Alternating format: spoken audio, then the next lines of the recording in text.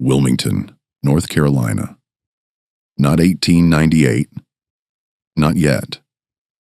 I'm starting where the story still tries to hide, because that is the only honest place to begin. In 2021, a local effort finally identified what is believed to be the first located grave of a named victim from the 1898 violence. Think about what that sentence means. 123 years later, and the first located grave still arrives like a breakthrough, like permission, like a confession pried loose from dirt and bureaucracy. The dead in Wilmington were not only killed, they were administratively mislaid. Their absence was made to look natural, and the most disturbing part is how ordinary that process is. Forms, uncertainty, careful language, cautious verification. Everything designed to keep a human life from becoming an undeniable fact. If you expected the horde to be a mob with torches, you're late. The torches were the middle. The real mechanism is what happens after. The tidy story, the sanitized label, the official voice that tells you nothing happened here that deserves a name. Wilmington, North Carolina. Not 1898. Not yet. I'm starting where the story still tries to hide, because that is the only honest place to begin. In 2021, a local effort finally identified what is believed to be the first located grave of a named victim from the 1898 violence. Think about what that sentence means. 123 years later, and the first located grave still arrives like a breakthrough, like permission, like a confession pried loose from dirt and bureaucracy. The dead in Wilmington were not only killed, they were administratively mislaid. Their absence was made to look natural, and the most disturbing part is how ordinary that process is. Forms, uncertainty, careful language, cautious verification. Everything designed to keep a human life from becoming an undeniable fact. If you expected the horde to be a mob with torches, you're late. The torches were the middle. The real mechanism is what happens after. The tidy story, the sanitized label, the official voice that tells you nothing happened here that deserves a name.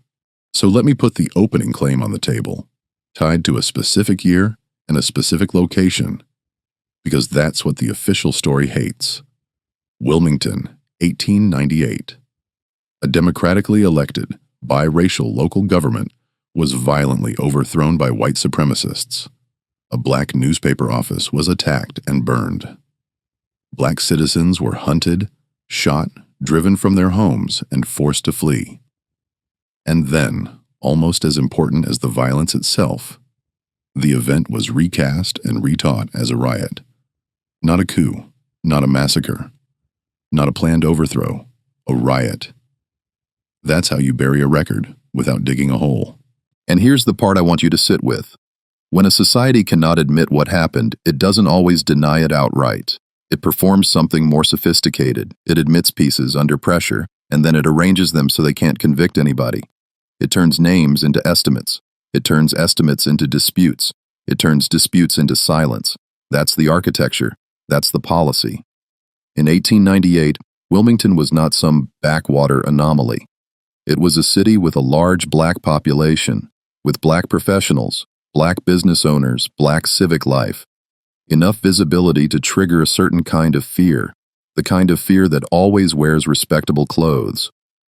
And politically, North Carolina had a fusionist coalition, Republicans and populists, breaking the old grip of one-party rule. That detail matters, because the coup in Wilmington is not only about racial violence, it is about the theft of power. It is about the overthrow of democracy in broad daylight, with the moral paperwork filled out afterward.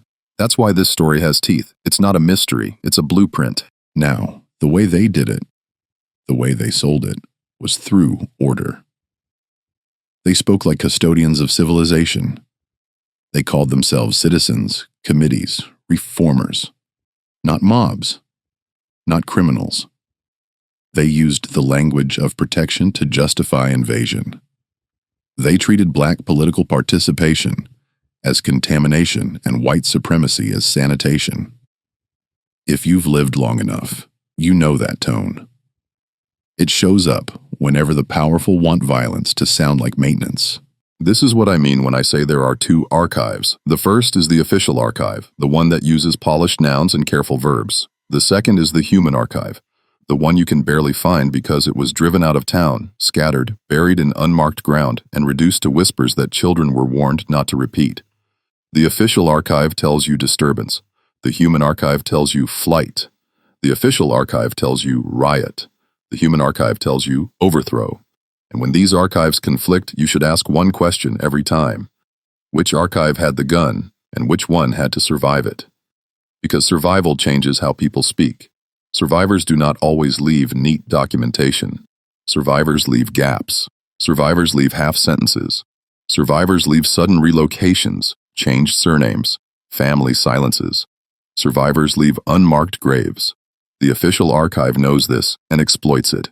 It weaponizes the survivor's lack of paperwork as evidence that the survivor must be exaggerating. That is the oldest trick in the Book of Erasure. Destroy the capacity to document, then demand documentation. So yes, I'm starting with that 2021 grave identification because it exposes the game. It tells us that the problem was never a lack of death. The problem was a lack of authorized counting. There is a difference. Bodies can be present and still be treated as if they were never here. Names can be known and still be treated as if they were never worth writing down. And once you understand that, the rest of this story stops being tragic chaos and starts being what it is, a system that understood memory as a battlefield and fought to win. But that's not what the receipts show. The receipts show an event with a direction. It had a target, a biracial government and black civic power. It had instruments, intimidation, propaganda, armed mobilization, and the destruction of the black press. It had a climax, the forced removal of elected officials and the installation of a new order. That is not a riot.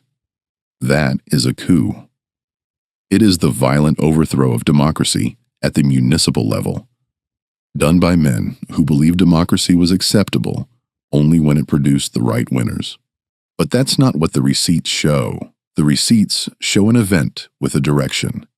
It had a target, a biracial government and black civic power. It had instruments, intimidation, propaganda, armed mobilization, and the destruction of the black press. It had a climax, the forced removal of elected officials and the installation of a new order. That is not a riot. That is a coup. It is the violent overthrow of democracy at the municipal level, done by men who believed democracy was acceptable only when it produced the right winners. And the reason you're told riot is because coup creates obligations. Coup invites legal questions. Coup suggests perpetrators. Coup implies that the government that followed was illegitimate. Riot does none of that. Riot is a fog machine. It keeps the camera from focusing. This is why I'm going to use a prosecutorial lens. Not because I'm trying to be dramatic, but because the record demands it. When you read the way the event was framed afterward, when you watch the words do their work, you can see intent. You can see choices. And once you see choices, you cannot call the omissions accidental. The omissions are repeatable decisions. That's the thesis. They appear as patterns. Who gets named and who gets generalized? Who gets mourned and who gets estimated? Who gets a grave and who gets a ditch? Who gets a newspaper column and who gets a rumor? In Wilmington, the language itself becomes a crime scene. And here is where the horror becomes administrative. If you can burn the archive, you can later claim there is no archive. If you can drive people out, you can later claim nobody remained to complain. If you can force resignations, you can later claim power changed hands lawfully. This is not speculative. This is how power laundering works. Violence creates the conditions. Paperwork creates the alibi. And here is where the horror becomes administrative. If you can burn the archive, you can later claim there is no archive. If you can drive people out, you can later claim nobody remained to complain. If you can force resignations, you can later claim power changed hands lawfully. This is not speculative. This is how power laundering works. Violence creates the conditions. Paperwork creates the alibi. Wilmington had an elected government. That fact alone makes the event inconvenient. An elected government implies legitimacy. And legitimacy, once overthrown, forces a question. By what right did the new order rule? The answer, historically, was not by right. It was by force, then by story, then by repetition. The coup did not end when the guns went quiet. It continued in classrooms, in local myths, in commemorations that never happened, in cemeteries that refused to speak. Now, let's define the missing story with precision.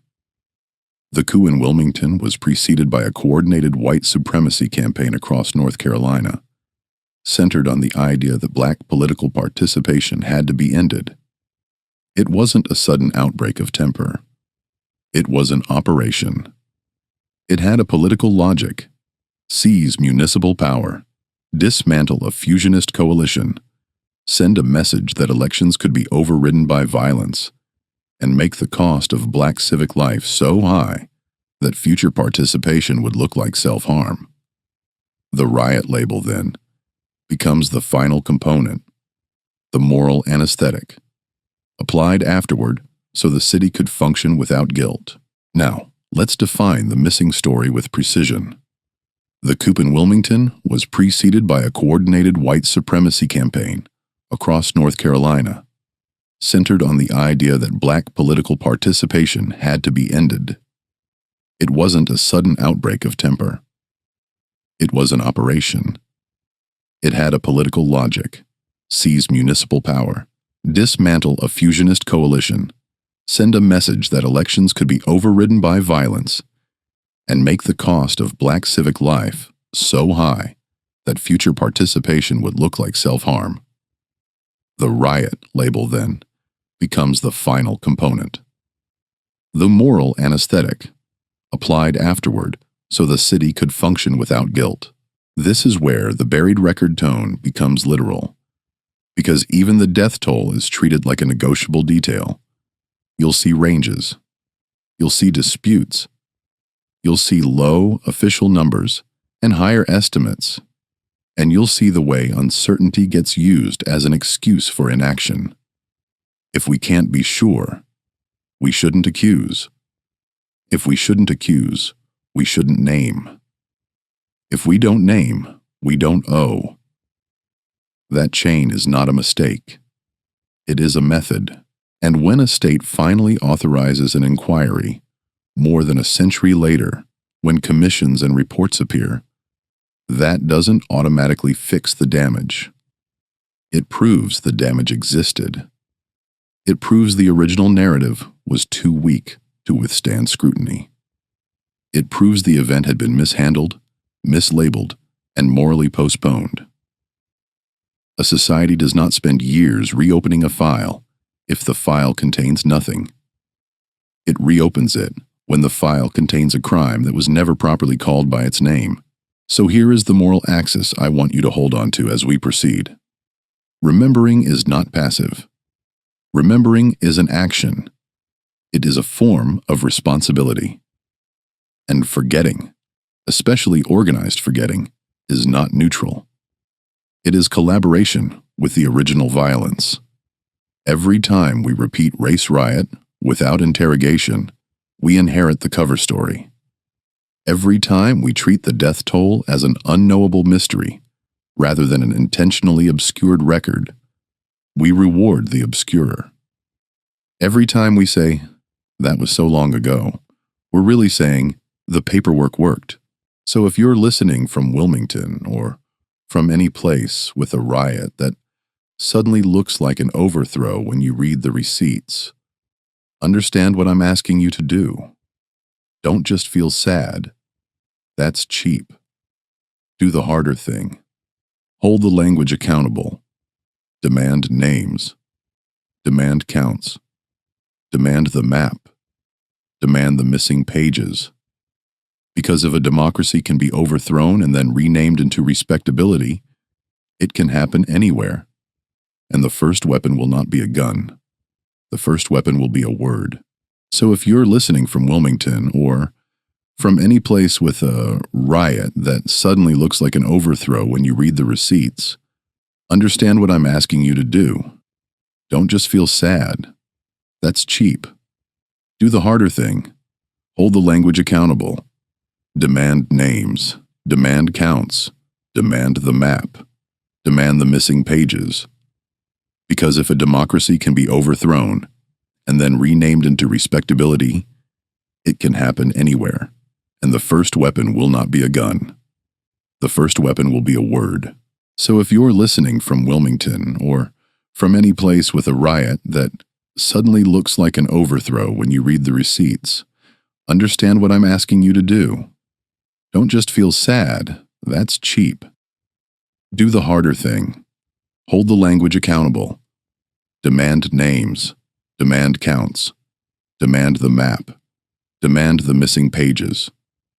Because if a democracy can be overthrown and then renamed into respectability, it can happen anywhere. And the first weapon will not be a gun. The first weapon will be a word. Now we go back. Back to 1898. Back to the city where the official archive learned to speak smoothly, while the human archive learned to whisper. Back to the moment when power decided it would rather burn a newspaper than tolerate a black man's public voice. Back to the days when order became a mask, and the mask became history. In 1898, nothing in Wilmington just happened. That is the first lie you have to burn out of your mind. The official story wants you to imagine a sudden eruption, an emotional crowd, an accidental clash, a day that slipped out of control. But the receipts don't read like an accident. They read like a project. And projects have budgets, deadlines, procurement, chain of command, even when they dress themselves up as spontaneous public sentiment. Here is the uncomfortable truth. The overthrow of democracy is rarely improvisation. It is administration with teeth. It is planning disguised as common sense. It is an operation that begins long before the gunshots, at desks and in meetings and in print, where respectable men learn how to say violence without ever using the word. The coup in Wilmington had incentives and it had a procurement pipeline. Not for weapons alone, though those appear, but for legitimacy, for narrative, for the clean paperwork that turns theft into transition. In 1898, nothing in Wilmington just happened. That is the first lie you have to burn out of your mind. The official story wants you to imagine a sudden eruption, an emotional crowd, an accidental clash, a day that slipped out of control. But the receipts don't read like an accident. They read like a project.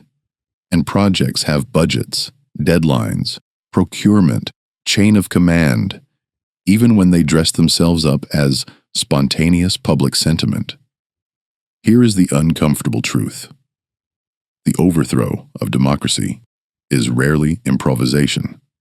It is administration with teeth. It is planning disguised as common sense. It is an operation that begins long before the gunshots, at desks and in meetings and in print, where respectable men learn how to say violence without ever using the word. The coup in Wilmington had incentives, and it had a procurement pipeline. Not for weapons alone, though those appear, but for legitimacy, for narrative, for the clean paperwork that turns theft into transition. Now, how does a faction begin a coup without announcing it? It begins with language. It begins with a directive that isn't written as a directive. It begins with editorial framing and organizational meetings. It begins with committees and citizens groups that sound civic but behave like enforcement. It begins with the procurement of public permission, because a coup that cannot be defended afterward is a coup that risks consequence. The Wilmington coup was built to be defensible. Not morally defensible. Defensible in the sense that it could be narrated as a restoration, not a robbery. That is a different kind of defense. The defense that relies on controlling the archive. So you see a pattern emerging before November. Election season is not just campaigning. It becomes staging. Political optics matter. If you want to seize a city, you cannot look like you are seizing it. You must look like you are saving it. That is why the campaign leans on propaganda that is both filthy and strategic. Stories that frame Black civic power as a threat to white womanhood, to safety, to civilization. Those themes are not accidental. They are procurement specifications. They select the emotional materials needed to mobilize men who might otherwise hesitate. Fear, disgust, a sense of righteous emergency. When a community is told over and over that it stands at the edge of catastrophe, it begins to accept catastrophe as medicine. That is how you get order to mean terror. This is where the project requires constraints, like any operation. Budget and timeline. The window is the 1898 election cycle, culminating in early November. Political optics. You need enough respectable cover that the takeover can later be treated as legitimate governance. Procurement. You need coordinated voices, press, party officials, local elites, speaking the same narrative into existence. And you need muscle. Not necessarily uniformed, not necessarily official, just armed and organized enough to tilt reality. The elegant solution, proposed by leadership, is always the same in these stories. Use civic language to justify coercion, then use coercion to reshape civic outcomes. Call intimidation security. Call a threat a warning. Call a planned removal a resignation. Call theft reform. When the day approaches, you can feel the operational logic tightening. The election is not treated as an expression of the people's will. It's treated as a hurdle. If the hurdle cannot be cleared, it can be kicked over. And that is exactly why the targeted institutions matter. The Black press matters because it is an independent archive. A Black newspaper is not just a business, it is a witness with a printing press. It can record names. It can record threats. It can contradict the official story while the official story is still being drafted. That's why the Black press becomes a strategic target, not a collateral one. If you want to control what happened, you begin by destroying the competing record of what is happening. This is where the project requires constraints like any operation, budget, and timeline. The window is the 1898 election cycle, culminating in early November. Political optics. You need enough respectable cover that the takeover can later be treated as legitimate governance. Procurement. You need coordinated voices, press, party officials, local elites, speaking the same narrative into existence. And you need muscle. Not necessarily uniformed, not necessarily official, just armed and organized enough to tilt reality. The elegant solution proposed by leadership is always the same in these stories. Use civic language to justify coercion, then use coercion to reshape civic outcomes. Call intimidation security. Call a threat a warning. Call a planned removal a resignation. Call theft reform. By the time you reach November 1898, the project has matured into something that can be executed quickly. And the speed is part of the design. Rapid seizure prevents organized response. Rapid destruction prevents documentation. Rapid installation of new authority prevents legal challenge. The coup is a blitz, but the groundwork is slow. That's what the official story hides. It shows you the blitz and calls it chaos. It hides the groundwork and calls it nothing at all. Now move into the workforce, the people who did the work and paid the price, and watch how the archive handles them. Because this is where the buried record becomes a moral crime. Who is recorded as a person, and who is recorded as a category? Who is given a full name, a title, a biography, and who is reduced to Negroes, to unknown, to the colored, to a count that can be lowered at will? When you scan the way communities remember violence, you learn something brutal. Privilege is legible. Disposability is anonymous. In the Wilmington coup, the people with leverage, white elites, party leaders, committeemen, are the ones whose names survive in clean print. Their actions can be narrated as decisions. Their motives can be dressed as concerns. Their violence can be masked as restoring peace. Meanwhile, the people targeted by the operation are often recorded as a mass, a problem, a threat, a moving shadow. This is not incidental. This is design. A system that intends to harm you also intends to make you hard to mourn. This is why I keep using prosecutorial language. Because the archive itself is a witness, and it is a biased witness. It speaks in the grammar of power. It offers you a courtroom transcript where one side's voice is amplified and the other side's voice is muffled behind smoke. If you accept that transcript as neutral, you become part of the cover-up. The moral demand here is simple. Don't let administrative language anesthetize you. When a record says disturbance, ask, who disturbed whom? When it says order restored, ask, whose order and at whose expense? When it calls the event a riot, ask, who seized the government? This is why I keep using prosecutorial language, because the archive itself is a witness, and it is a biased witness. It speaks in the grammar of power. It offers you a courtroom transcript where one side's voice is amplified and the other side's voice is muffled behind smoke.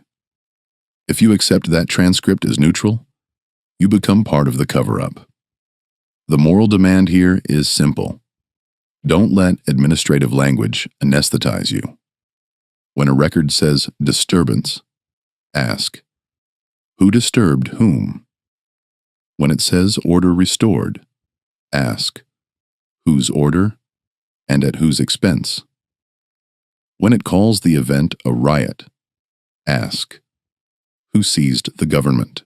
Now, the workforce in this context is not only literal labor, it is the population that sustains the city and becomes the target of political purification. Black Wilmington is not a backdrop. It is a community with institutions, businesses, churches, social networks, families, and the press. And the coup aims to dismantle that civic fabric, because civic fabric is what makes political participation durable. Cut the fabric, and people cannot organize. Burn the press, and people cannot communicate publicly. Drive leaders out, and people cannot coordinate. Force flight, and people cannot testify. This is not random violence. It is targeted incapacitation. So let me give you micro-portraits, not as sentimental ornament, but as evidence that these were not faceless participants. Alexander Manley, editor of the Daily Record, becomes a symbolic target precisely because he represents literacy and agency. A black man controlling a narrative is intolerable to an operation that depends on narrative monopoly. The elected mayor, Silas P. Wright, represents another intolerable thing: legitimate authority that cannot be reconciled with white supremacist entitlement. When you force him out, you aren't just removing a person, you're rewriting the meaning of elections. And then there are the victims whose names struggle to survive. People whose graves were not marked, whose deaths were not dignified with paperwork, whose disappearance was treated as a convenient ambiguity. Those are the ones the archive wants you to forget because they cannot defend themselves in a record that never truly recorded them. And notice how the archive handles the disappearances. It doesn't always say killed. It often says nothing. Or it uses the safest possible phrasing, a phrasing that sounds like a weather report. Several were injured. Some were reported dead. It is said. The grammar is the tell. Passive voice is not just a writing choice. It is a moral choice. Shots were fired. By whom? People died. Which people? Violence occurred. From which direction? The archive bleaches the actor out of the sentence, and once the actor is gone, accountability has nowhere to land. This is where the numbers problem enters. And it is not a technical problem. It is an ethical one. The death toll becomes a range, then a dispute, then a shrug, and the shrug becomes policy. Because a disputed number is a tool, it allows the powerful to insist nothing can be proven, therefore nothing can be punished, therefore nothing must be repaired.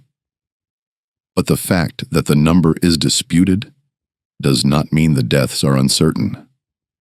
It means the record was not designed to count the disposable. It means bodies could be made to vanish into the administrative margin. You should also watch for the deeper erasure.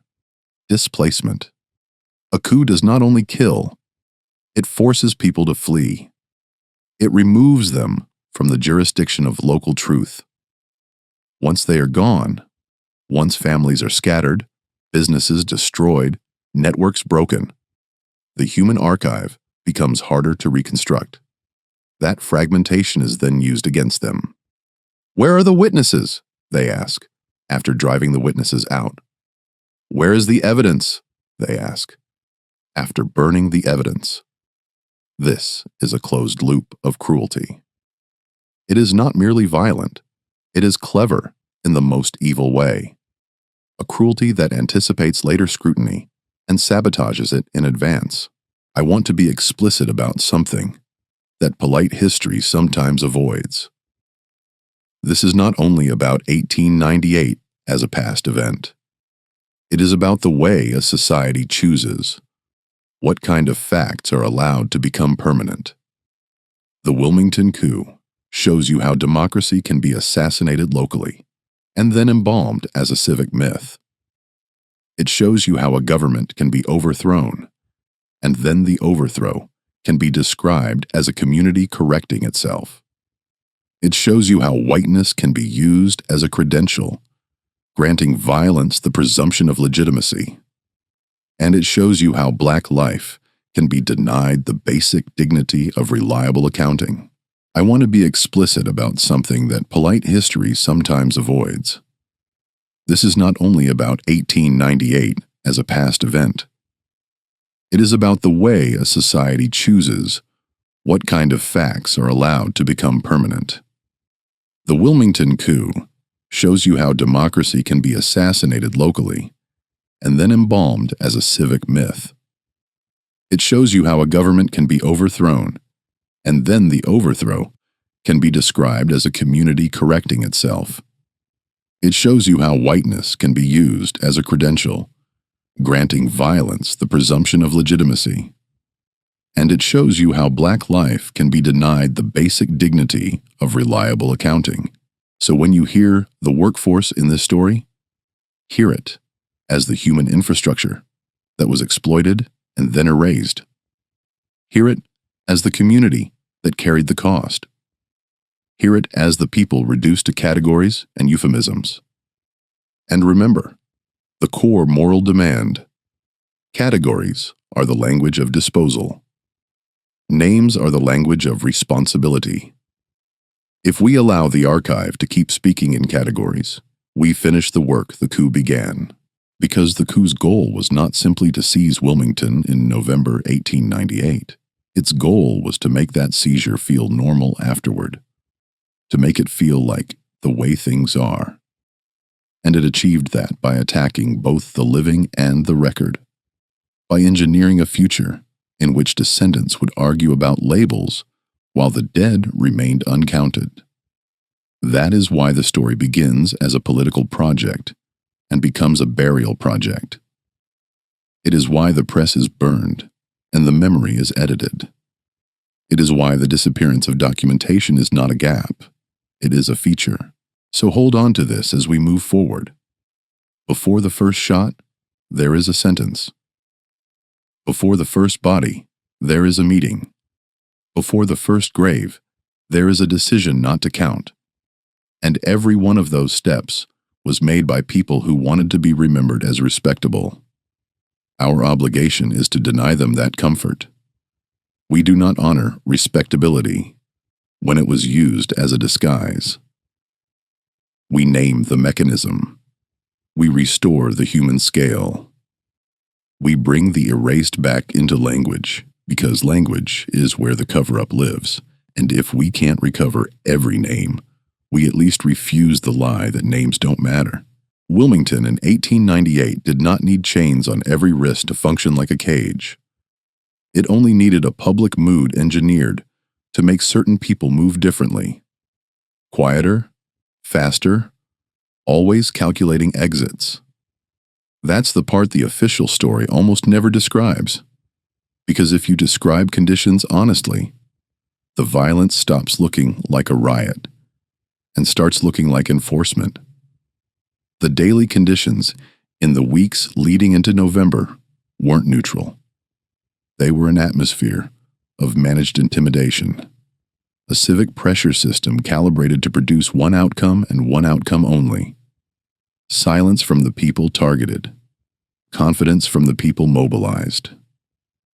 You can tell it's a system because it has the same fingerprints every time. Respectable language on top, coercion underneath, civic rituals on the surface, paramilitary posture in the margins, official calm in print, fear in lived behavior.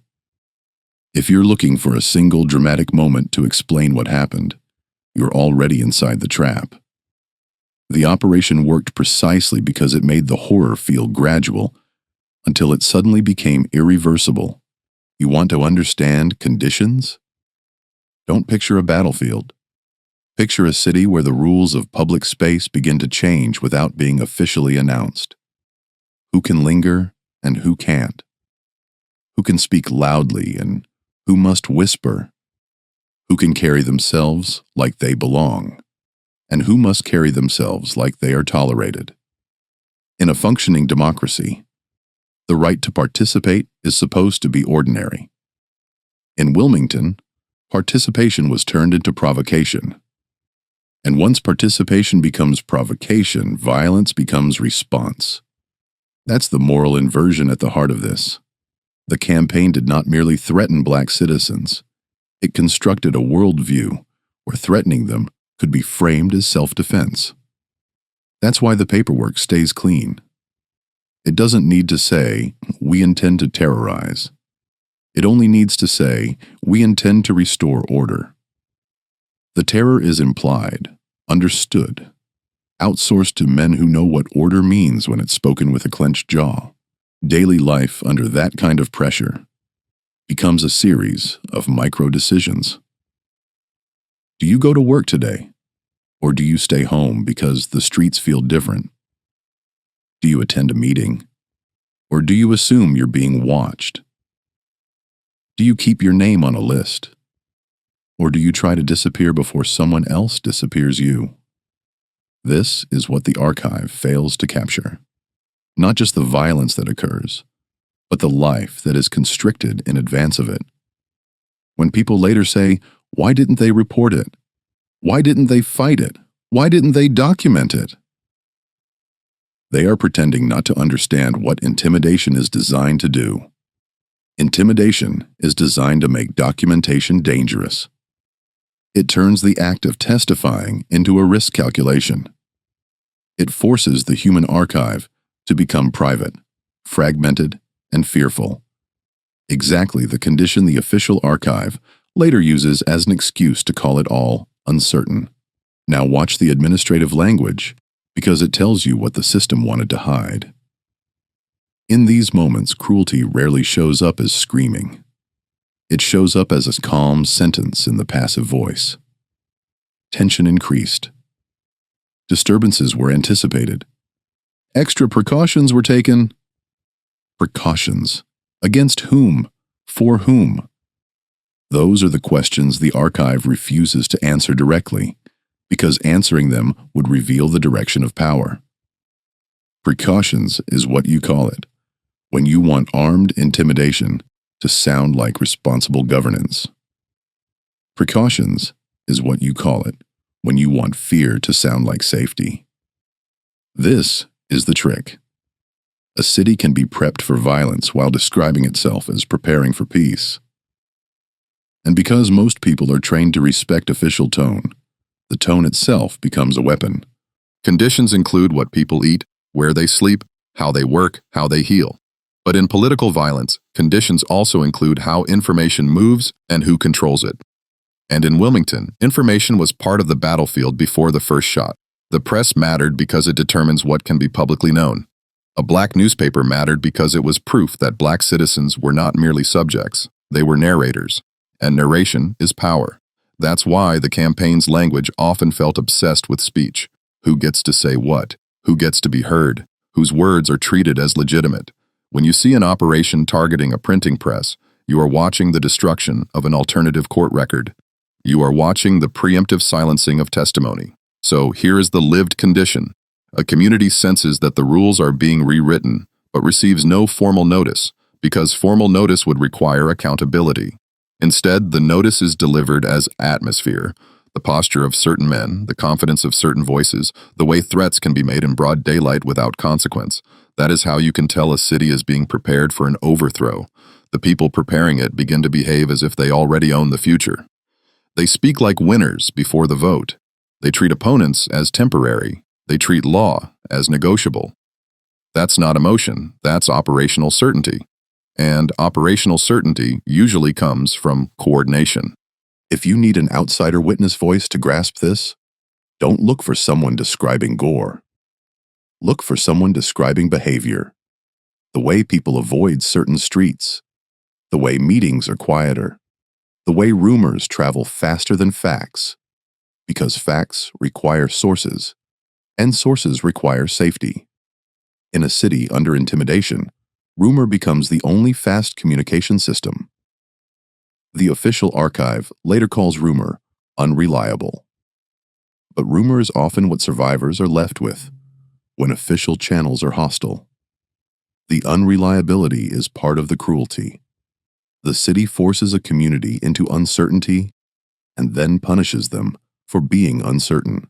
Then there are the practical conditions, the real-world vulnerabilities that intimidation exploits: illness, poverty, lack of legal protection, dependence on employers. A man who fears losing his job cannot risk becoming visible. A family that fears eviction cannot risk becoming a headline. A witness who fears retaliation cannot risk giving a name. So when you later encounter a record full of euphemisms and missing names, don't interpret that as maybe nothing happened. Interpret it as the predictable output of a system that made naming dangerous. The cover-up didn't begin after the violence. It began in the conditions that made people survive quietly. And now we arrive at the first major incidents, the first moments where the pressure system produces obvious harm, and you should pay attention to how quickly the paperwork tries to minimize it. The story always goes like this. The operation causes a crisis, then labels the crisis as an unfortunate byproduct of disorder, then blames the people harmed as contributing to that disorder. It's a loop. And it works because it has a moral shortcut. Once you've been taught to see a group as a threat, any harm that comes to them can be rationalized as the cost of safety. That's why propaganda is not a side detail here. Propaganda is a procurement tool. It orders the emotions needed to make cruelty feel acceptable.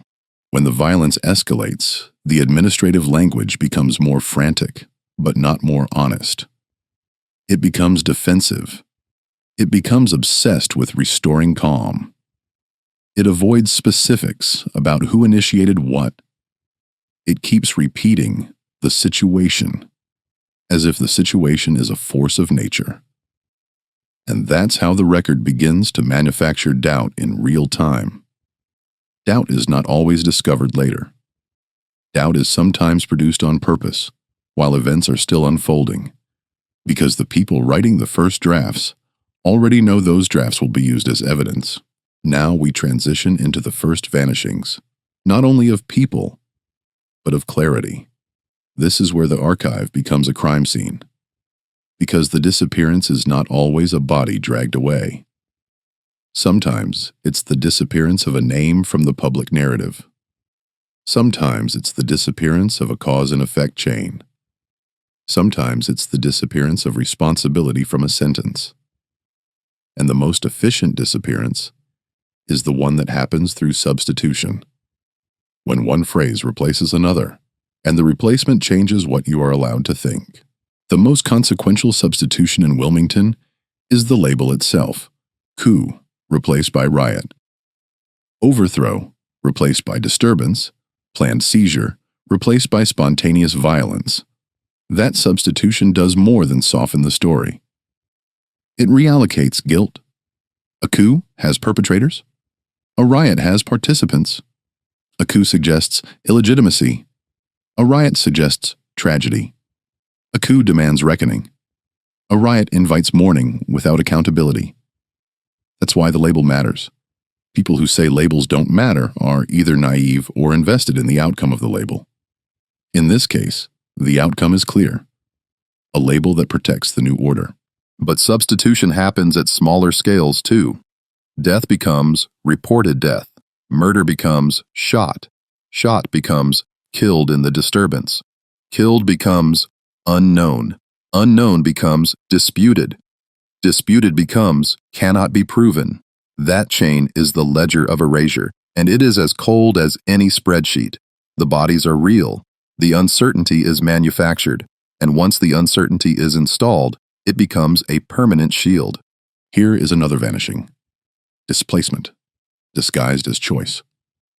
When people flee a city because remaining is dangerous, the official narrative can describe it as relocation, as migration, as they left. The grammar matters. They left implies agency. They were driven out implies force. Force implies crime. Crime implies perpetrators. You can see why the archive prefers the first phrasing. It is the same with resignations.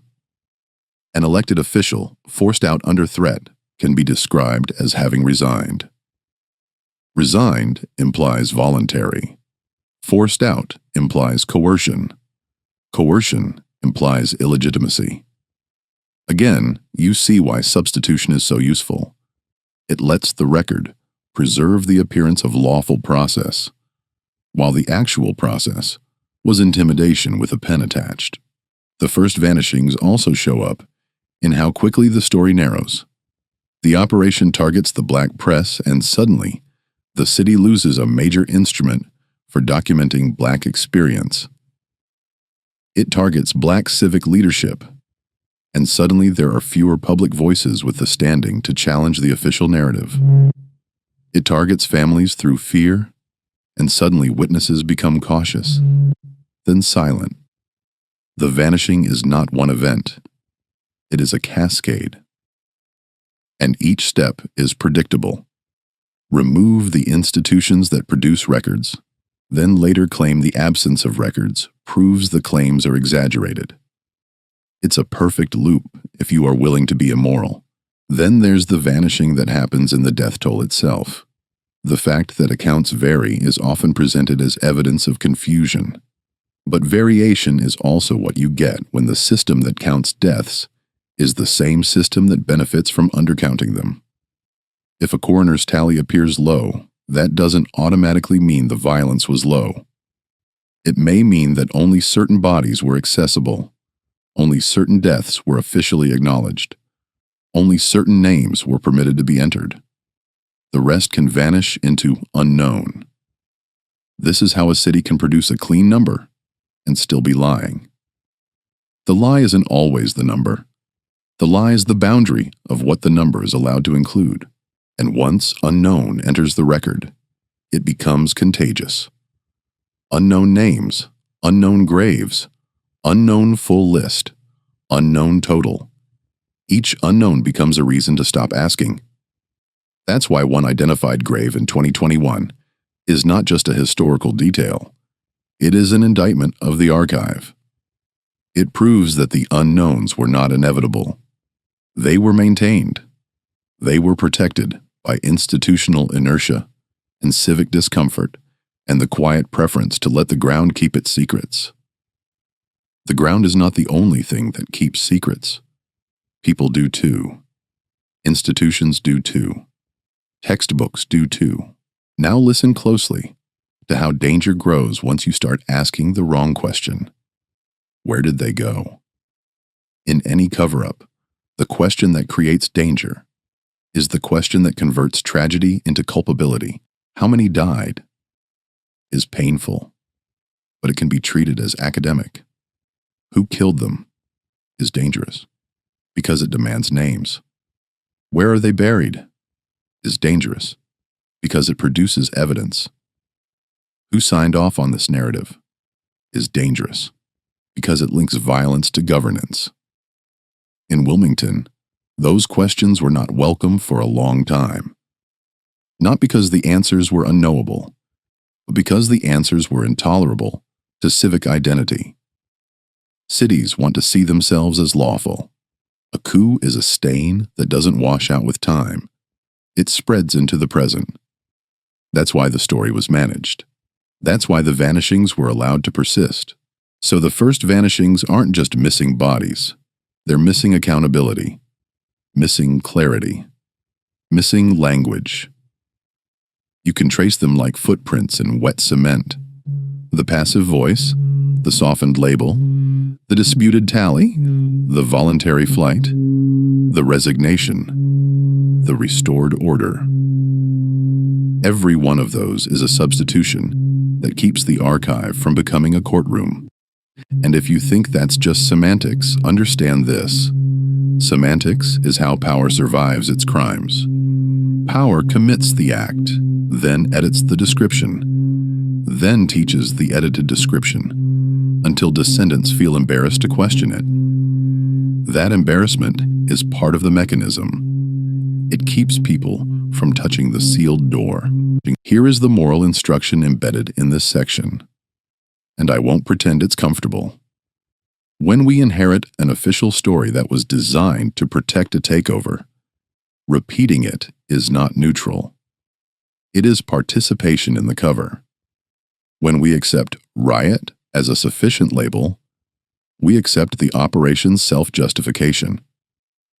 When we treat the dead as a disputed number rather than a demanded accounting, we accept the system's right to undercount. When we shrug at missing names, we reward the very design of disposability. That's the responsibility line. Not guilt for the past, responsibility in the present. Because remembrance is not a feeling, it is a discipline. It is the refusal to let euphemism win.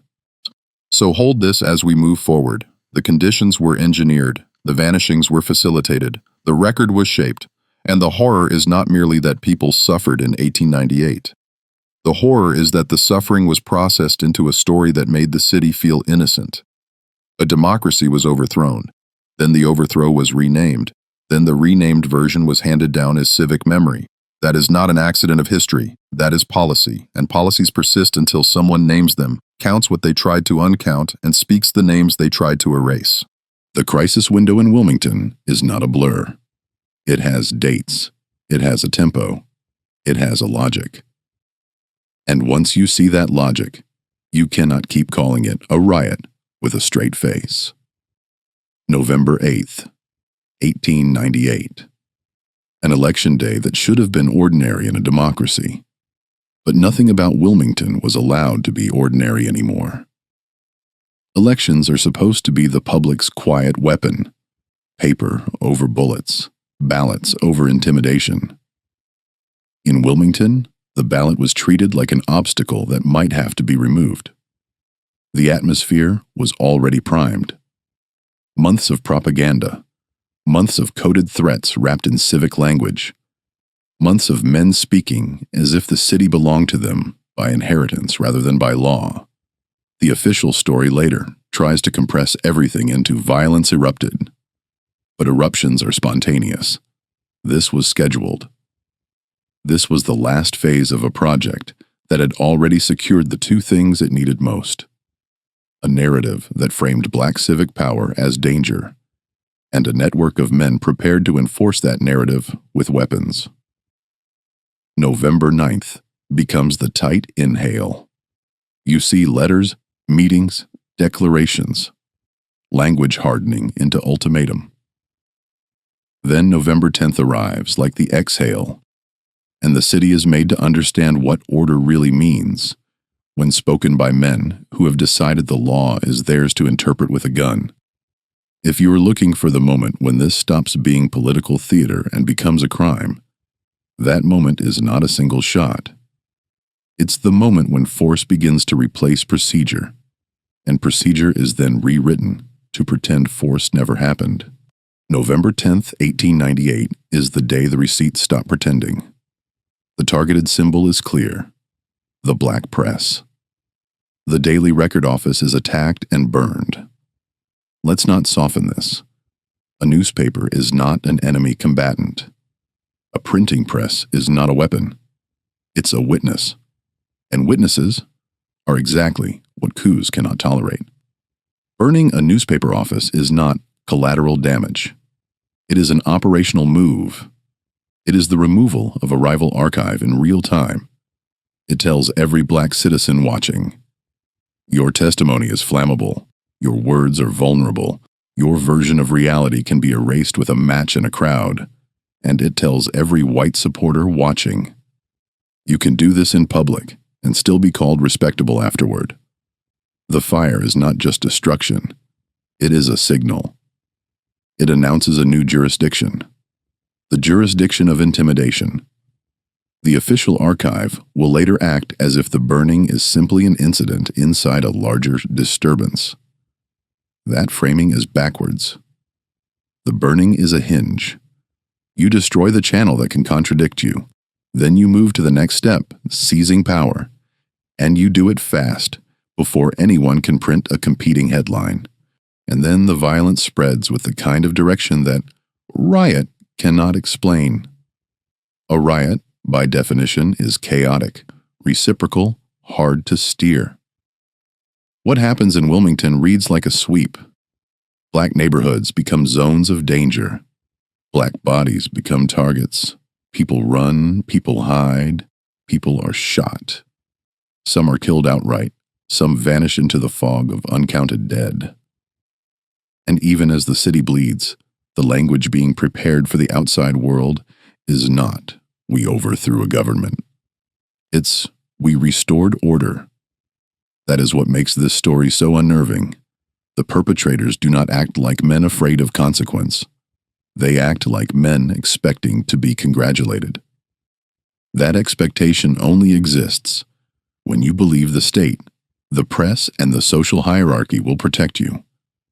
In other words, the violence is not only physical, it is institutional confidence made visible.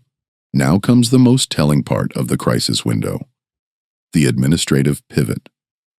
Once the streets have been made unsafe, once the black press has been silenced, once fear has done its work, the coup moves from destruction to replacement.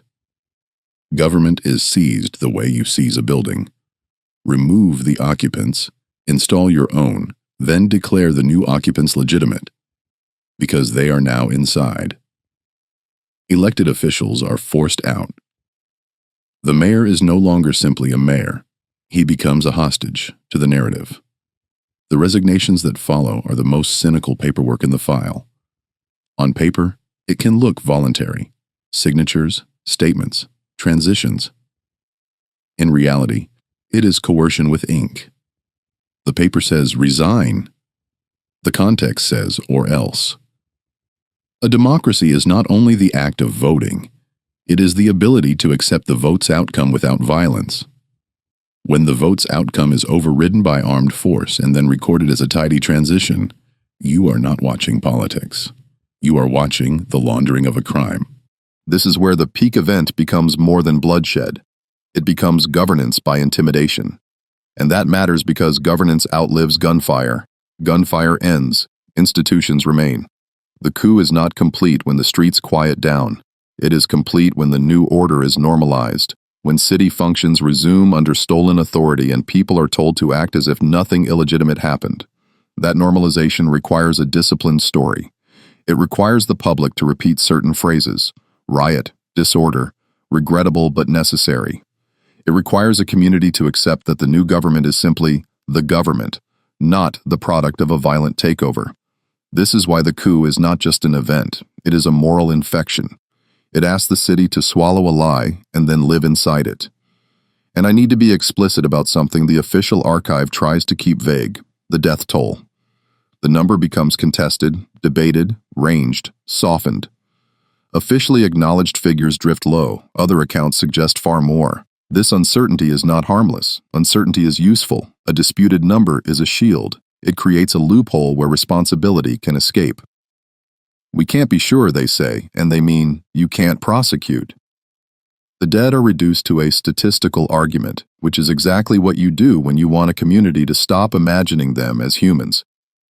There is a reason the human archive remembers bodies and the official archive remembers disturbance. One preserves dignity, the other preserves comfort. And comfort, in this case, is purchased with erasure. Now, while this is happening, while the city is being remade through fear, another kind of receipt begins to surface: confrontation letters. These are not always written by saints. Often they are written by people with leverage: property owners, employers, financiers, political patrons. People who don't necessarily object to white supremacy as a principle, but who object to disorder when it threatens assets, contracts, or reputations. This is where the story gets colder, because it reveals how truth is sometimes admitted only when money demands it. When people with power and property press for answers, the institution suddenly becomes responsive. Not transparent, responsive. There is a difference. The institution replies quickly, defensively, vaguely. It offers enough acknowledgement to calm the powerful, but not enough detail to create liability. This is how admission works in a cover-up, not a confession, but a controlled leak. Picture the shape of these demands. Where are they? Return them. Account for them. The language varies depending on who is writing, but the core is the same: proof. Not moral proof, documentary proof. If a worker was hired, where is the worker? If a man was arrested, where is the charge? If a person was removed, where is the legal process? This is the kind of pressure that frightens institutions, because institutions can survive moral outrage, but they can't always survive a paper trail that implicates them in theft and murder. So the response is calibrated. The reply does not say, "We killed them," even if that is what occurred. It says, "They left," or "They cannot be located," or "They were sent away," or "They fled," or the most useful phrase of all, "in the confusion." Confusion becomes the scapegoat. Confusion is the invisible perpetrator that can't be indicted. But sometimes, under leverage, the record slips. A line appears that effectively admits death or disappearance, but without particulars. Some were killed. It is believed. Unfortunate fatalities occurred. Do you hear it? Death described as a weather condition. Fatalities described as a regrettable statistic. No names, no shooters, no locations, no chain of custody for bodies. That is not because the details were unknowable. It is because details create accountability, and accountability is precisely what the new order is trying to avoid while it consolidates power. Confrontation letters also reveal something else: who counts as someone worth answering. When families without leverage ask questions, They receive silence or threat. When owners, insurers, and political patrons demand clarity, they receive replies. That difference is the moral X-ray of the society. It shows you what kind of grief is considered legitimate. It shows you whose missing person is treated as a problem and whose missing person is treated as a tragedy. And it shows you that silence as policy is not evenly distributed. Silence is applied downward. It is withheld from those who can punish the institution. Now watch the institution's rhetorical posture in these replies. It is quick, defensive, and evasive. Quick, because delay suggests guilt. Defensive because it understands the implication, that the takeover was not lawful. Evasive because specifics would destroy the riot narrative. The institution cannot admit planning without admitting a coup. It cannot admit targeted violence without admitting intent. It cannot admit forced resignations without admitting coercion. So it leans on vagueness and the passive voice. Order was restored. By whom? Trouble was suppressed. By what authority? The city has returned to calm. After what act of illegitimate force? Every sentence is shaped to leave no handle for prosecution. And here is the chilling continuity. Admission occurs only under pressure. Otherwise, silence. That is the rule. It is not simply a historical observation.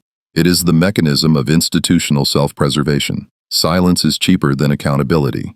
Silence costs the powerless everything and costs the powerful nothing.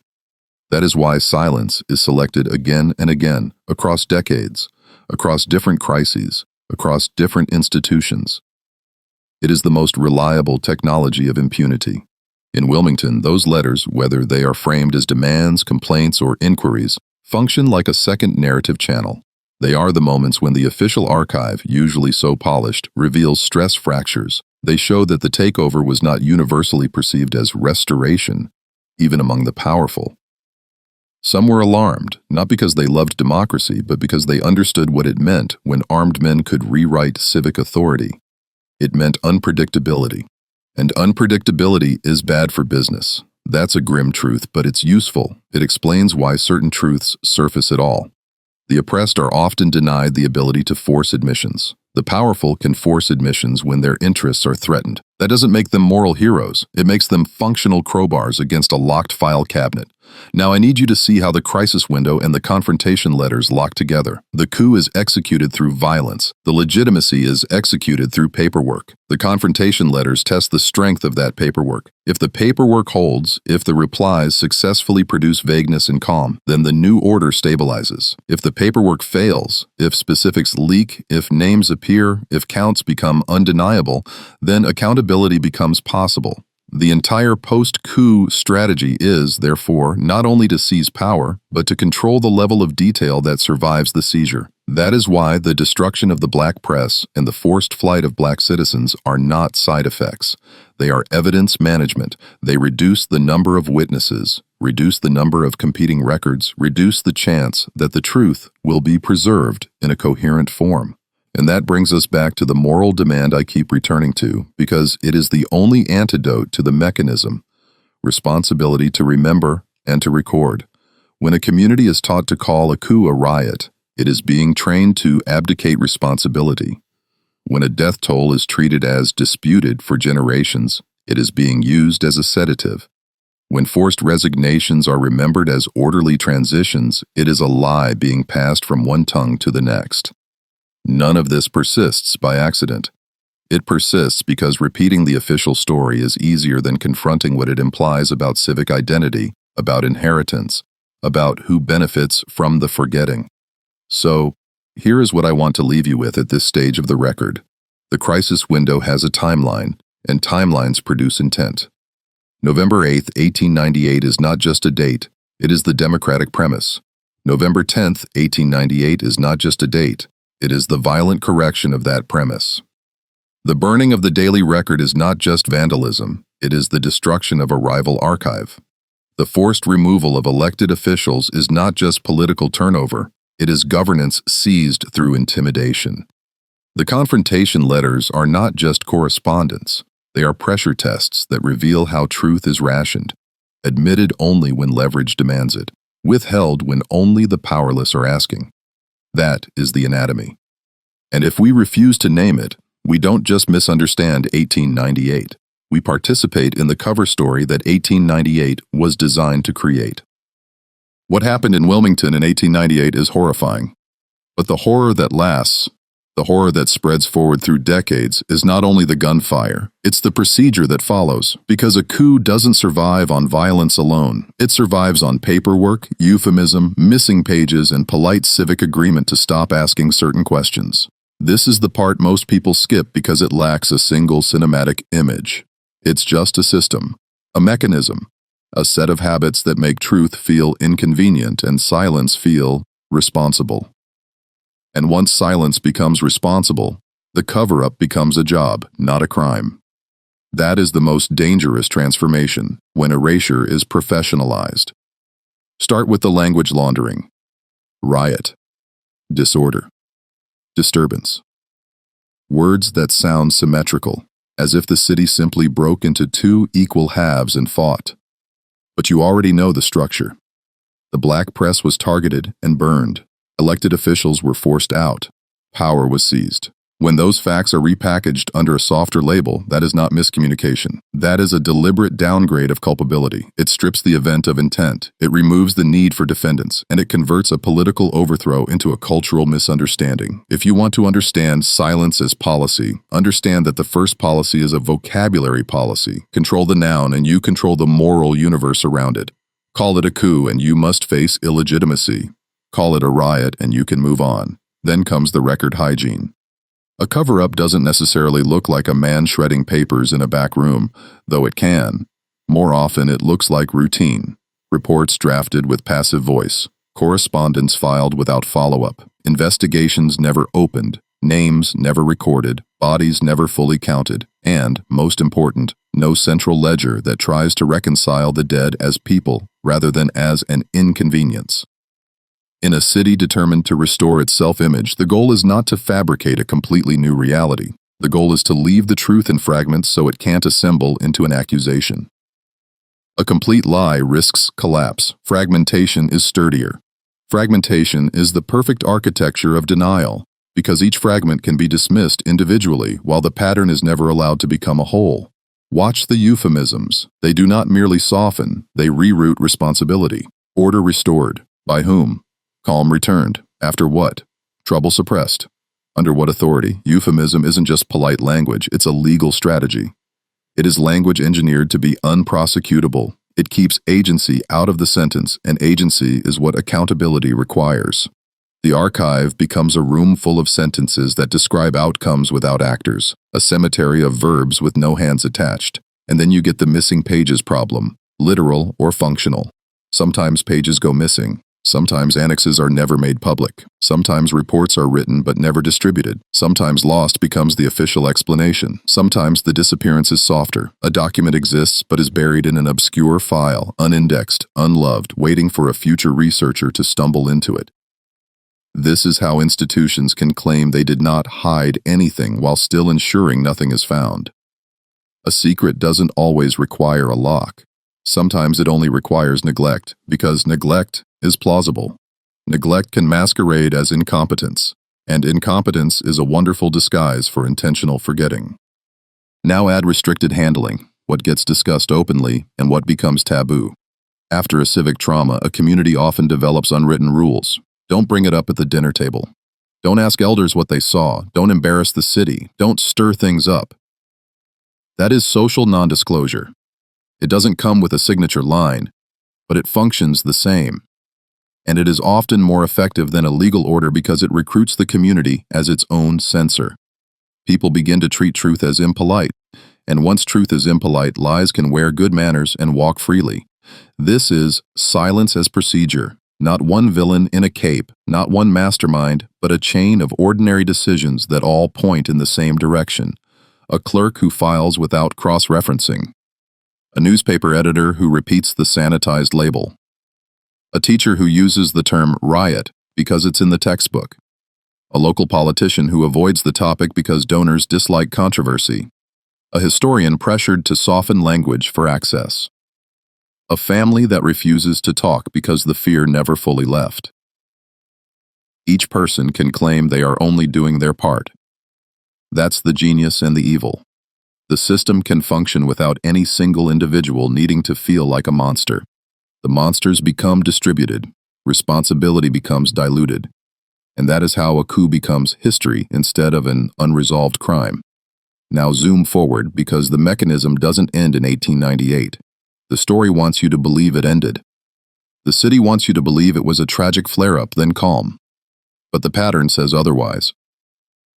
The second discovery is what happens decades later when the ground, or the archive, refuses to stay quiet. It often arrives during renovation, audit, commemoration, or a sudden political need to clarify the past. The details shift from place to place in America, but the structure repeats. A later generation stumbles across evidence that the earlier generation tried to flatten. Remains, artifacts, letters, a sealed room, a forgotten report, a box of papers that someone kept privately because they understood the official version wasn't safe to trust. In Wilmington, the long arc of rediscovery is not a single dramatic day. It's a slow reopening of a sealed file. By the early 2000s, specifically 2000 through 2006, the state-level inquiry culminating in the Wilmington Race Riot Commission report becomes a kind of institutional acknowledgement that the old story can no longer carry the weight. That inquiry itself is the second discovery in bureaucratic form. The state admits, indirectly, that the archive is contaminated, that the public story was compromised, that the event requires re-examination because riot doesn't explain the direction of violence or the overthrow of government. The very existence of an extensive official report is proof that the official memory was insufficient. Societies do not convene commissions to investigate a simple riot if the riot narrative were stable and honest. They investigate when the narrative is a cover that's begun to crack. But even this rediscovery comes with its own pattern of restraint. Institutions often reopen files with caution. They measure language. They weigh consequences. They aim for acknowledgement without liability. They want to be seen as responsible without admitting that responsibility was withheld for a century. This is why the second discovery often feels unsatisfying to descendants. It brings information but not justice. It produces documentation but not reparations. It says, in effect, yes, something happened and now we will describe it carefully. Carefully is not the same as fully. Carefully is sometimes just another form of control. Control over how much truth enters the bloodstream at once. And then there is the physical side of rediscovery, graves, artifacts, and the unmarked geography of erasure. When a modern effort identifies a victim's grave, like the 2021 identification of what is believed to be the first located grave of a named victim, it functions like a needle piercing the fog. It turns a disputed number into a person with a place. That is why graves are dangerous to cover stories. A grave is not an argument, it is a coordinate. It forces the archive to confront the human archive, and it exposes the central moral scandal. The dead were not merely uncounted, they were made difficult to count. Now pay attention to what happens when evidence is found in later decades. The same choice repeats: rebury, reseal, reclassify, if not literally, then socially. Sometimes the community responds with denial. Why dig up old wounds? Sometimes with minimization. It wasn't that bad. Sometimes with a false balance. Both sides were at fault. Sometimes with ceremonial gestures that substitute for accountability. A plaque, a statement, a carefully worded commemoration that avoids naming perpetrators or naming the act for what it was. The choice is always the same: protect the institution's self-image, even if it means the dead remain partially erased. And here is where the dark document tone becomes moral instruction. The problem is not only that a coup happened in 1898, the problem is that the coup produced an inheritance, an inherited habit of choosing comfort over accounting. The second discovery, whether through a commission report, a researcher's box of papers, or a grave identified after a century, forces a fork in the road. Either the community treats it as a mandate to tell the truth plainly, or it treats it as a controlled release, a way to relieve pressure without changing anything fundamental. The tragedy is that controlled release can look like progress while leaving the same core decision intact. Do not fully excavate, do not fully name, do not fully count. This is the continuity I want you to see. In 1898, the takeover required destroying the black press and forcing out elected officials. In the decades afterward, maintaining the takeover's legitimacy required maintaining the story that it was not a takeover. That maintenance is the cover-up mechanism. And when later decades bring rediscovery, through state inquiry, historical scholarship, and community efforts to locate victims, the same maintenance instinct reappears. Adjust the story just enough to survive, but not enough to indict. So when you hear silence as policy, do not imagine a single order stamped classified. Imagine a chain of choices: the choice to label it a riot, the choice to keep names vague, the choice to let counts remain disputed, the choice to avoid maps of burial sites, the choice to treat black testimony as rumor, the choice to prioritize civic reputation over human accounting. Each choice is small enough for a person to rationalize. Together, they form an engine. And the engine has a fuel: fatigue. Communities get tired of guilt. Institutions get tired of controversy. People get tired of conflict. Fatigue makes forgetting attractive. Fatigue is why move on becomes a command. But moral responsibility is not a mood. It is a discipline. The dead do not get to move on from being erased. The descendants do not get to move on from living in a city whose legitimacy was built on an unconfessed theft. Moving on without accounting is not healing. It is complicity with the original violence. So the second discovery does not end the story. It exposes the story's persistence. It shows you that the real crime is not only what was done in 1898, but what was done afterward, how the event was processed into a civic narrative that could be lived with. The rediscovery forces us to confront a hard question. If it takes more than a century to locate even one named grave, what does that say about the scale of the erasure? And if the archive can survive that long without correcting itself, what does that say about the value placed on black life in the accounting of American memory? This is not an invitation to despair. It is an indictment and a demand. The demand is simple: stop letting euphemism be the final authority.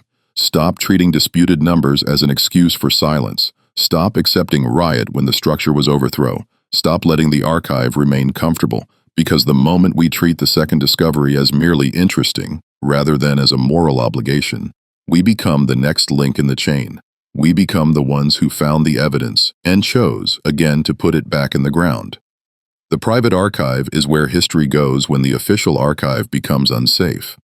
And in Wilmington, unsafe did not always mean locked behind a vault. It meant something simpler and more corrosive.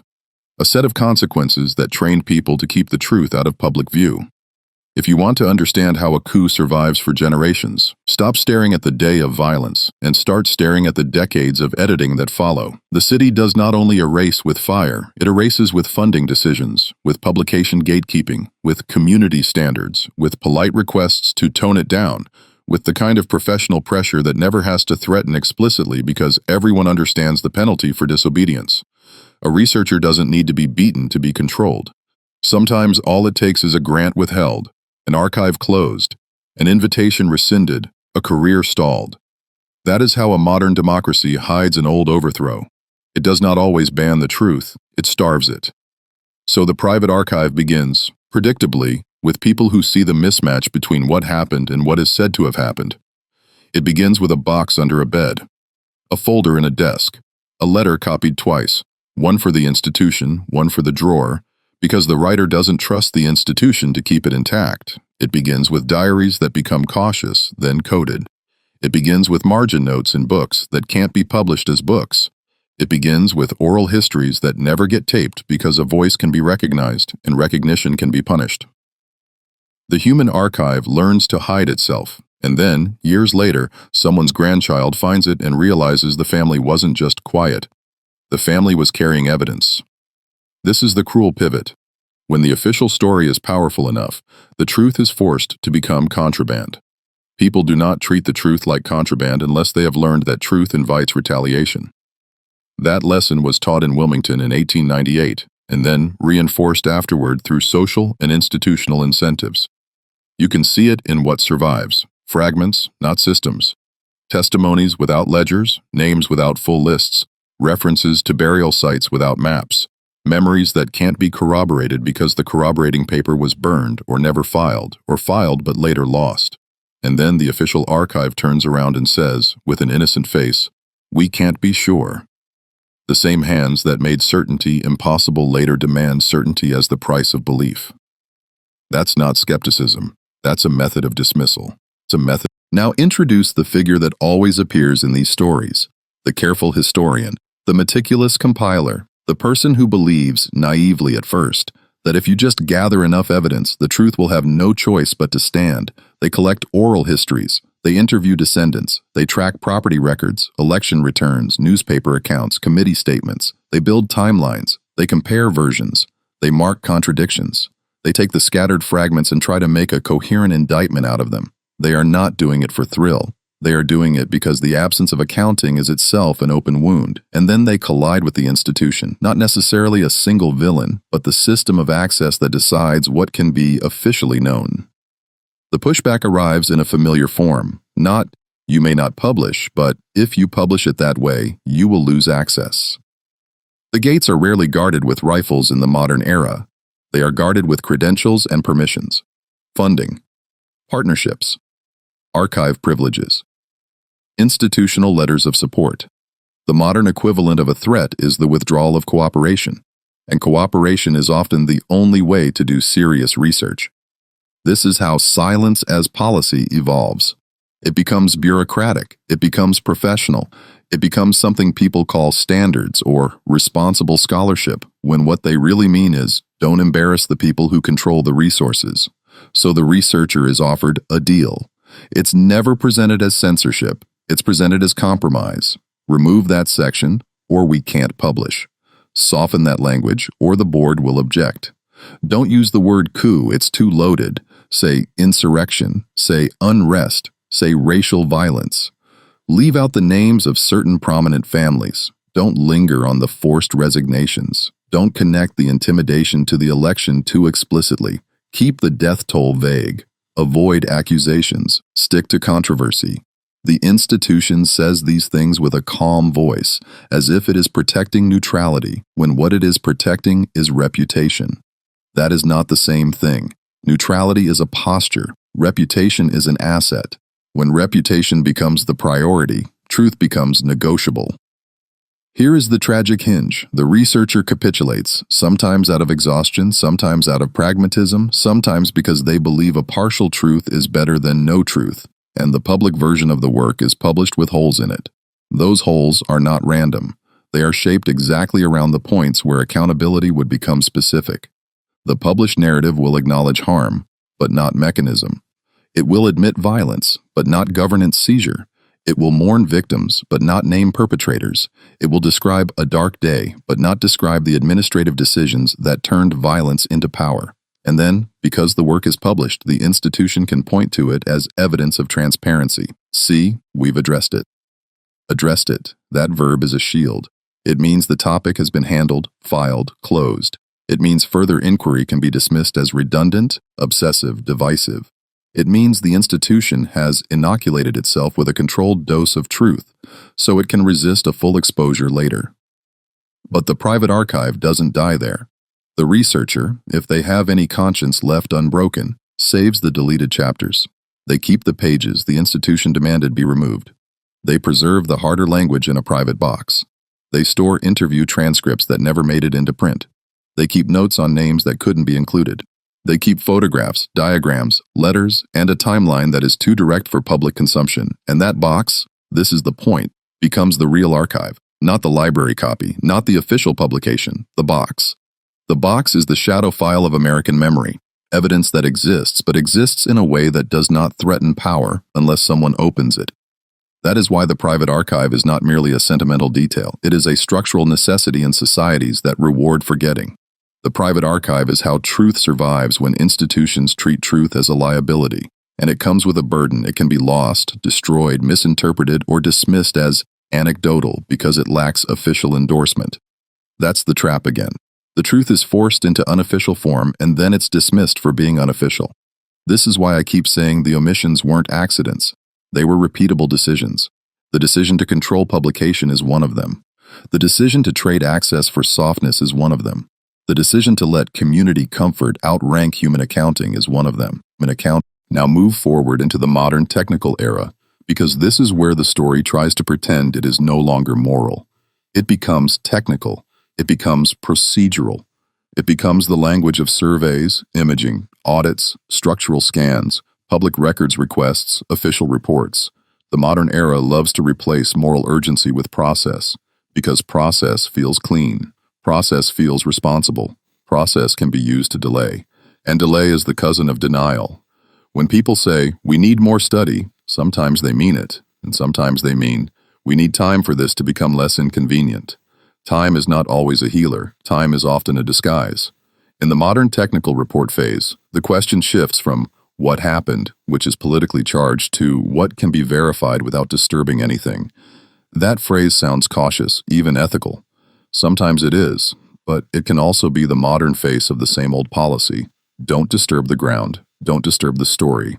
The tools change, the instinct doesn't. Now we have ground-penetrating radar, subsurface imaging, mapping technologies, archival digitization, forensic methods. These tools can detect anomalies, voids, disturbances, patterns consistent with burials or mass displacement of Earth. They can identify areas of interest without excavation. They can produce maps that whisper with scientific restraint that something is there. And then the recommendation arrives, dressed as prudence. Do not excavate. Do not disturb. Too sensitive. Too disruptive. Too likely to inflame tensions. Too uncertain. Too expensive. Too risky. Choose your excuse. The structure is the same. Do you see the continuity? In 1898, the weapon was fire and force. In the modern era, the weapon can be caution. Caution is not inherently wrong, but in a context of historical erasure, caution can function as a moral anesthetic, especially when caution is applied selectively. Ask yourself, cautious for whom? Sensitive to whom? Risky to whose reputation? Because the dead carry risk of a certain kind, the risk of proof. Proof does not just clarify the past, it contaminates the present with responsibility. That is why technical findings are so often framed in terms that minimize implication. Anomalies consistent with disturbances that may indicate no definitive conclusion without further study. This language is scientifically appropriate, yes, but it is also politically convenient. It keeps the conclusion in suspension. Suspension is safety for institutions. Now, I am not going to pretend every recommendation against excavation is malicious. There are ethical reasons to avoid disturbing remains. There are legal considerations. There are cultural considerations. There are descendant communities whose wishes must be respected. But that is precisely why institutions can hide behind ethics they did not practice in the first place. A city that once refused to count the dead can later claim sensitivity as a reason not to locate them. That's the insult. That's the moral inversion. A society that made graves unmarked can later insist that marking them would be disruptive. Disruptive to what? To the comfort of those who inherited a clean story. So the modern technical report becomes a mirror. It shows you whether the institution has actually changed, or whether it has simply updated its vocabulary. In the old era, silence was enforced by fear. In the modern era, silence can be enforced by procedure, committees, review boards, jurisdiction disputes, funding requirements, stakeholder engagement that can be stretched into an endless waiting room. You can always delay truth under the banner of responsibility. That's why responsibility must be defined morally, not only administratively. True responsibility is not avoid controversy. True responsibility is accounting for human loss with clarity and care. This is where the continuity becomes an accusation. If the modern tools suggest there are buried truths, literal or documentary, and the institutional response is to recommend against disturbance without building a transparent plan for accountability, then the institution is repeating the original decision in modern language. It is saying, the cost of knowing is too high. And what it really means is, the cost of admitting is too high. That is the thread that runs from 1898 to now. The cost is not financial. The cost is reputational. The cost is the collapse of a story that has protected power for generations. And the private archive sits in the middle of this, like a fuse. Because the private archive is what connects the technical findings to the human meaning. A map of anomalies means little unless you connect it to names, to events, to testimonies, to the pattern of disappearance. A report can say, inconclusive, but a box of letters can say, we know what happened there. A scan can say disturbance, but an oral history can say, that's where they didn't come back from. The institution wants these archives separated. It wants the technical to remain technical and the human to remain anecdotal. It wants facts without indictment. The private archive is dangerous because it refuses that separation. It stitches the fragments together until the pattern becomes legible, and once the pattern is legible, euphemism starts to fail. So here is the moral hinge of this section, and I'll state it plainly. The truth about Wilmington did not disappear because it was unknowable. It was scattered because scattering protects perpetrators and their heirs. The private archive exists because public truth was made unsafe.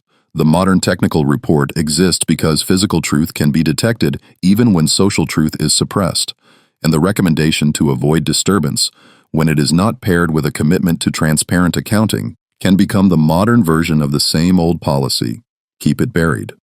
Our obligation, if we pretend to be a serious society, is to refuse that policy, not to rush recklessly, not to violate ethics, not to turn graves into spectacle, but to end the ritual of indefinite postponement. We owe the dead more than cautious adjectives. We owe the living more than a sanitized label. We owe the record a spine. Because when history is handled like a liability, democracy becomes fragile. A coup survives when a community learns that stealing power can be followed by decades of soft language and controlled memory. And if that lesson is allowed to stand, then Wilmington is not just a story about 1898. It is a warning about what any system will do when it values reputation above human accounting. It will burn the newspaper, then it will edit the book, then it will file the report, then it will recommend against disturbance, and it will call all of that moving forward. That is not moving forward. That is carrying the crime forward quietly into the next generation. And the private archive, the box of deleted chapters, the diary no one published, the interviews that never made print, waits like a witness in a hallway, holding evidence, waiting for someone to decide that comfort is not the highest civic virtue. In the end, a society is judged not only by what it builds, but by what it refuses to count. And Wilmington's record, for more than a century, tried to refuse the counting. Our task is to end that refusal. Here is what we can prove, and here is what they trained you to treat as uncertain, so nobody would ever have to pay for it. Wilmington, North Carolina, 1898. A democratically elected biracial local government was violently overthrown. That is not rhetoric. That is structure. The black press, specifically the Daily Record, was attacked and burned. Elected officials were forced out and replaced. Black citizens were targeted, hunted, killed, and driven into flight. Those are the bones of the event. If you remove any one of them, you don't get a riot. You get a story that's been edited for comfort. And comfort, in this case, is not an innocent preference. Comfort is the product the cover-up was designed to sell. When you say race riot, as if it's a neutral label, you're repeating the marketing copy of an overthrow. Now separate the record into 3 categories, because that is what honest investigation demands. What is verified by multiple independent sources and institutional acknowledgement? What is a plausible inference supported by pattern, motive, and the behavior of power? And what remains unknown because deliberate choices were made to keep it unknown? This is not me hedging. This is me refusing to let the archive play its favorite trick, turning every gap into an excuse for denial. Gaps are not always evidence of absence. In Wilmington, gaps are often evidence of sabotage. First, what we can prove. We can prove the direction of the event. This was not mutual chaos. It had a target. The target was biracial governance and black civic power. We can prove that the black newspaper office was destroyed. We can prove that the government was displaced under coercion because the outcome was not merely social terror, but political replacement. We can prove that the city's power structure was remade in a way that aligned with the campaign that preceded it. And we can prove that for decades, the story was mislabeled, deliberately softened, because only a softened story can coexist with civic pride. You can feel the logic here. If the truth threatens legitimacy, legitimacy will protect itself. Second, plausible inference supported by pattern. This is where people get nervous, because they've been trained to think inference is the same as imagination. It isn't. Inference is what you do when the evidence is fragmented in a consistent way. If the fragments all point in the same direction, the direction matters. In Wilmington, the contested death toll is not just an academic dispute. It is a symptom of a system that did not value black life enough to count it reliably and had incentives not to count it at all. When a society kills and then fails to keep a full accounting of whom it killed, the failure is not morally neutral. Even if you cannot produce an exact number, You can infer the function of the uncertainty. It protects perpetrators. It protects the new order. It allows defenders of the myth to argue forever about arithmetic instead of confronting responsibility.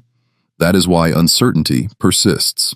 It is useful. The archive's ambiguity is not just a byproduct, it is a shield. You can also infer, from the pattern of intimidation and displacement, that many acts of violence were never formally recorded or were recorded in language designed to blur agency. When people flee en masse, records splinter. When a press is destroyed, testimony is interrupted. When leaders are forced out, institutional memory is stolen along with political power. These are not poetic observations. They are operational consequences. And from those consequences, you can infer why the human archive looks the way it does. Scattered, partial, sometimes whispered. That is what survival looks like when documentation is dangerous. Third, what remains unknown and why it remains unknown. This is the most damning category, because the unknowns are not simply the limits of time. They are the product of decisions. We do not have a single, universally agreed upon list of the dead because the counting was not treated as a civic duty in 1898. We do not have a clean map of burial sites because the handling of bodies was not treated as an obligation to the victims. We do not have a complete, uncontested narrative because the story was captured early by those who benefited from calling it a riot. These unknowns are not mysterious. They are manufactured. They are what you get when a community chooses reputation over accounting for human loss. And that leads to the moral truth, the one the archive has tried hardest to avoid naming. Institutional reputation was protected at human cost. Not just in 1898, but in every subsequent decade when the city, the state, the press, and the educational narrative allowed a coup to be remembered as a riot. The dead paid the first price. The living paid the second, through displacement, silencing, and stolen political rights, and the descendants paid the third, through a landscape of half-truths where even grief had to compete with euphemism. Now, return to the cold open, the modern identification of a grave, the slow re-emergence of a name, and understand why it matters. A grave is not only a burial site, it is a rebuke. It is the ground contradicting the official story. It is the physical world refusing to cooperate with myth. When a named victim's resting place is identified more than a century later, it proves something brutal, that the earlier record did not merely lose people. It abandoned them. It left them to anonymity, and that anonymity was not a neutral outcome. It was part of the policy. Silence as policy, erasure as governance, comfort as the reward. So what do we do with this? We do not treat it as tragic history to be sighed at and shelved. That reaction is the final success of the cover-up. It turns a crime against democracy into a melancholy story with no obligations. But democracy is not a decorative word. If it was overthrown in Wilmington, then the event is not only about race. It is about the fragility of civic order when a faction decides the ballot is optional. That lesson is not trapped in 1898. It walks around with us. It appears whenever power says, the outcome is unacceptable, and then reaches for mechanisms outside the vote.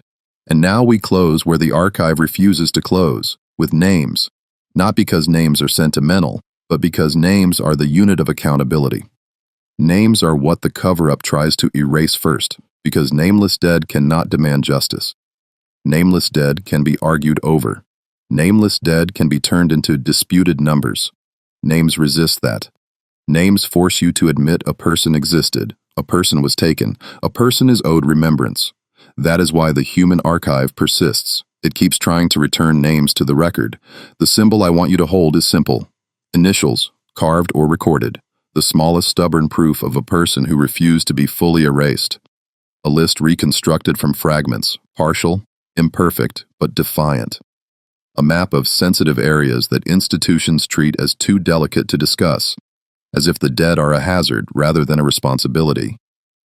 And the line that always arrives, sooner or later, from a diary or an oral history. A sentence that says the official version was not what we lived. That sentence is the crack in the wall. That sentence is the beginning of accountability.